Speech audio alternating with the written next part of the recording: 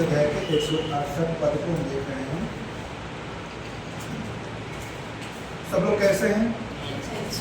बोलो जी। सब लोग बढ़िया हो? छत्तीसगढ़ी बोलो, बने बने हो? तो कोई कोई मन वचन पढ़ के आओ, वचन पढ़े, प्रार्थना करे। तो प्रभा दीदी वचन पढ़े, शादी दिन गिरे इसमें, ठीक है?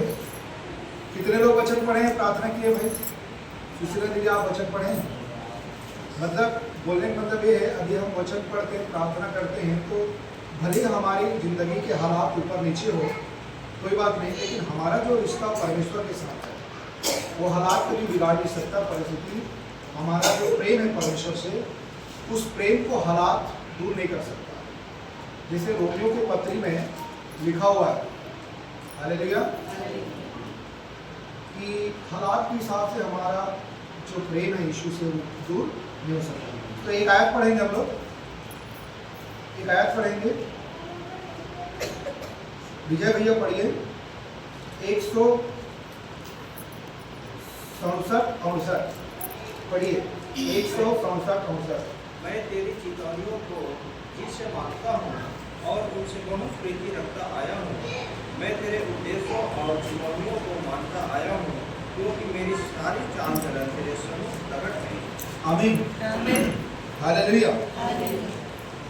हम एक मनुष्य हैं जो आदम हवा ने बनाया, आदम हवा के हम औलाद हैं। आदम हवा के द्वारा हम इस संसार में आए। परमेश्वर ने पहली मनुष्य बनाया आदम और हवा। तो हवा हमारी आदि माता हुआ और आदम हमारा आदि क्या हुआ? पिता हुआ। मतलब आदम हमारा मूल क्या हुआ? आदम हमारे मूल क्या हुआ? पिता हुआ। और हवा हमारी मूल क्या हुआ? माता हुआ। अब इसके छोड़ कोई परमेश्वर ने बीच में और मनुष्य नहीं बनाया। चलो ठीक है, ये आदम हवा ने पाप किया तो इसको हटाओ, कोई दूसरा मनुष्य बनाते हैं अच्छा वाला जो पाप नहीं करेगा। ऐसा टाइप का तो प्रभु ने बनाया नहीं।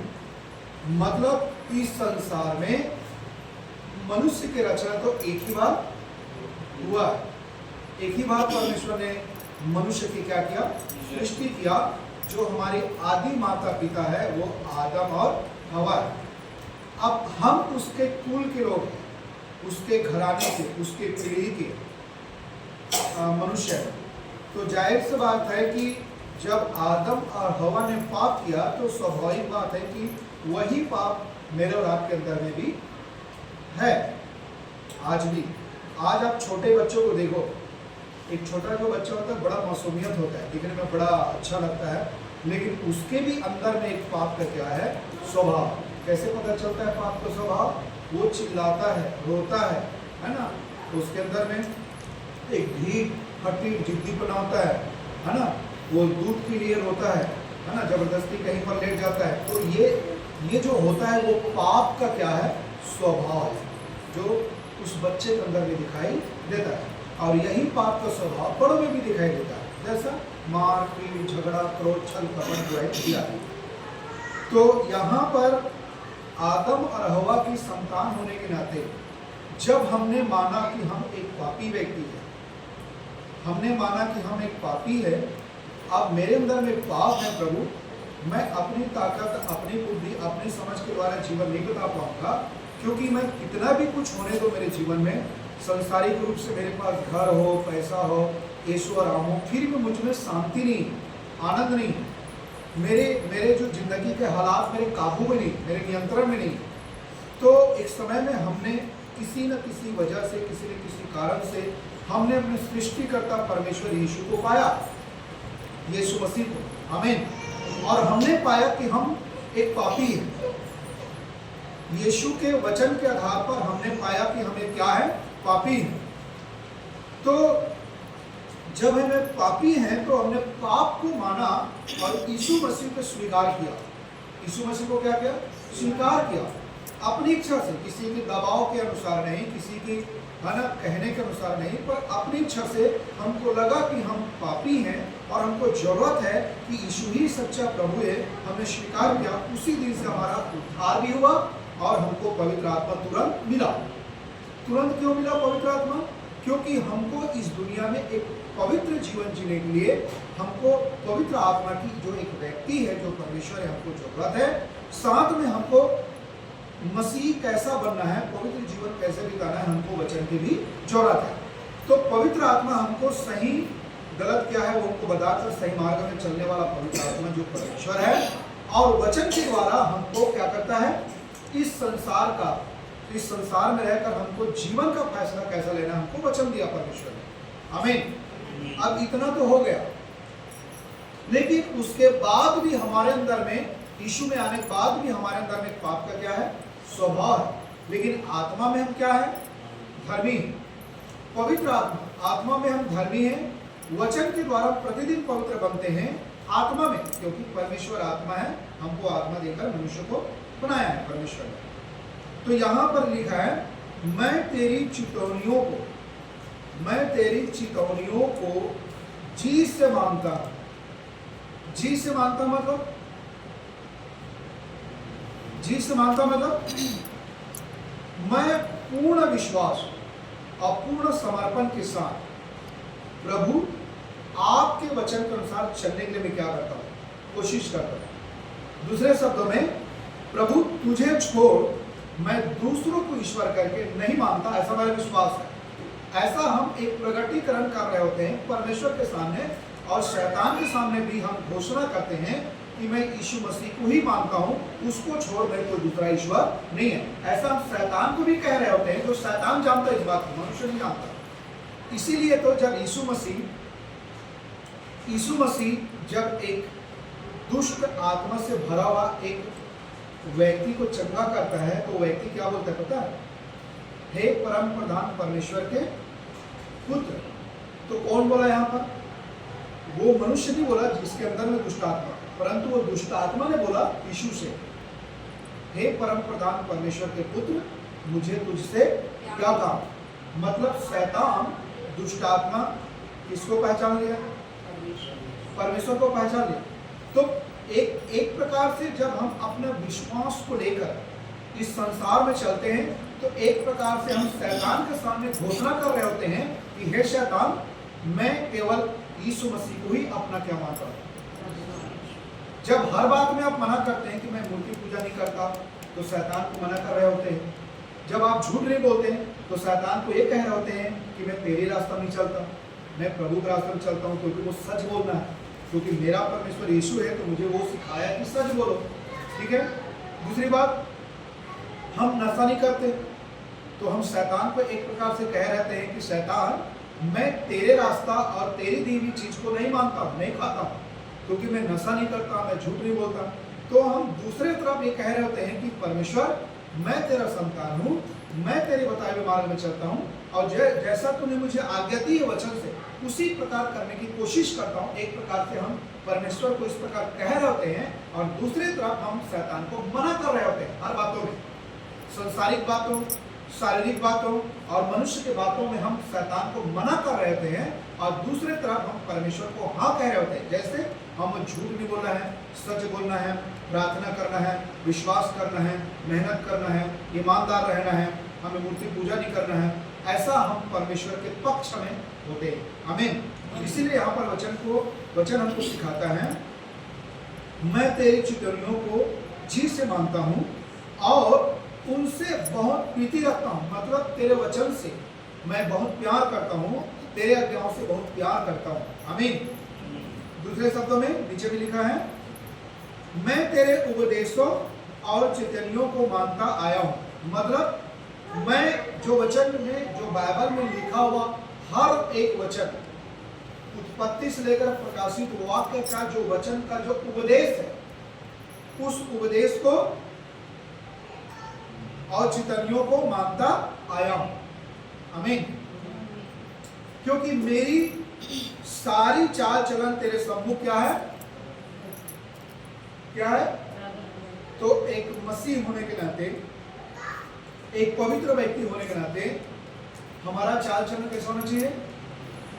कैसा होना चाहिए? पवित्र होना चाहिए। कैसा होना चाहिए? और पवित्र कैसे बनता है? जैसा हमेशा मैं आपको बताता हूं, वचन, जितना आप वचन पढ़ेंगे, वचन में बढ़ेंगे, उतना आपको ये वचन क्या बनाएगा? पवित्र बनाएगा। ये वचन आपको पवित्र बनाएगा। जैसे उदाहरण के लिए हो सकता है मेरे जीवन में जो आदम हवा से जो जन्म से मेरे अंदर में कुछ कमी है, घटी है, या पाप है, या कुछ ऐसा चीज है, तो ये वचन मुझे क्या बनाता? पवित्र बनाता। मतलब मेरे अंदर का हर कमी घटी को ये वचन बताता है कि आपके अंदर में कमी है, ये पाप है। तो ये वचन के द्वारा मैं क्या करता हूँ?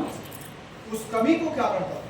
हटाता हूँ और कोशिश करता हूँ कि वचन के द्वारा क्या बने? पवित्र बनाओ। हालेलुया। अरे बच्चा को हटाना, वीडियो बन रहा है। बोले यीशु मसीह की। तो ये बात को समझना है। वचन के द्वारा हम प्रतिदिन पवित्र बनते हैं और हमारे अंदर में जितनी भी कमी है, घटी है, हम प्रायश्चित करके हम परमेश्वर के वचन में चलने के लिए क्या करते हैं?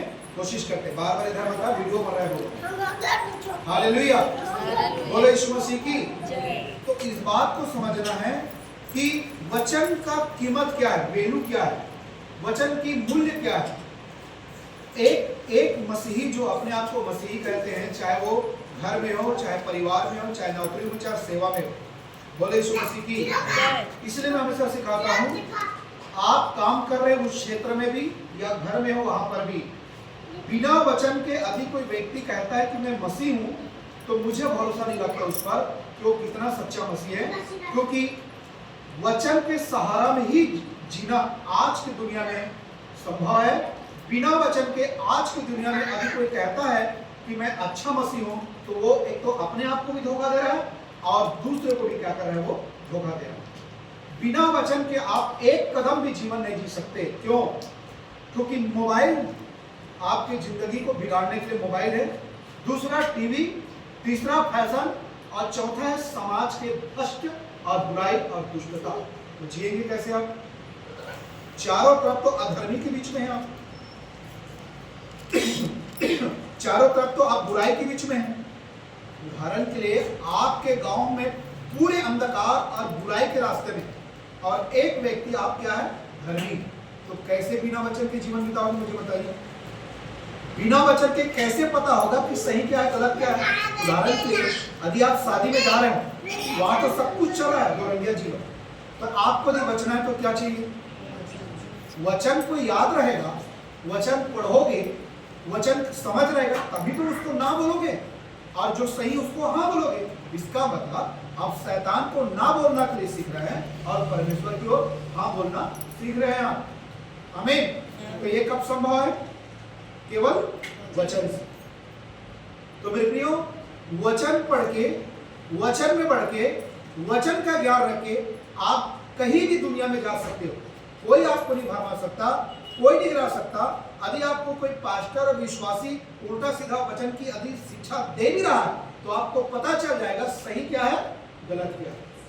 क्योंकि आप चरोटा चर्च से शिक्षा वैसे पाए हो और खुद वचन में वचन को पढ़ के और वचन को समझकर आप खुद भी क्या करते हो, जानते हो कि सही क्या है, गलत क्या है। इसका मतलब आपको न शैतान, न मनुष्य, न पास्टर, न विश्वासी वचन को, बाइबल के वचन को कोट करके वचन की गलत शिक्षा सिद्धांत नहीं सिखा सकता।